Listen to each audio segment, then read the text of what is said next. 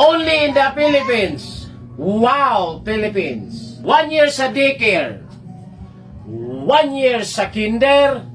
6 years sa elementary. Wow. 4 years sa high school. Wow. 4 years sa K-12. Wow. 4 years sa college. Wow. Total 18 years schooling. Pag-apply ng trabaho, pagkatapos mag-aral. Requirements. Diploma. Hindi pa binigay. TOR.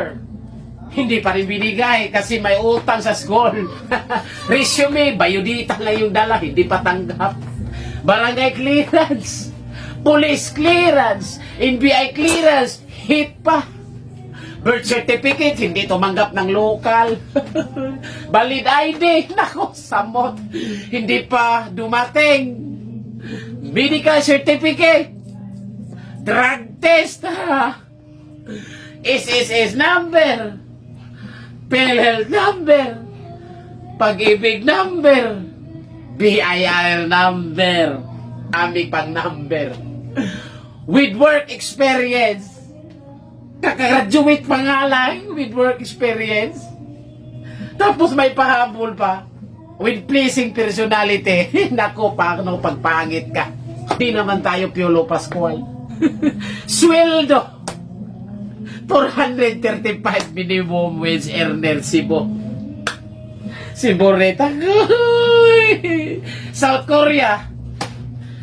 South Korea. Walang schooling.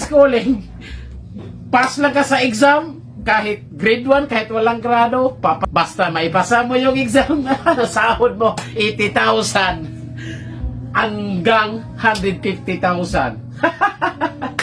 Anong pipiliin mo? South Korea, Philippines. South Korea na lang tayo, mag-review na lang tayo. Hichime kokoro, hanyo chonon isumnida. South Korea.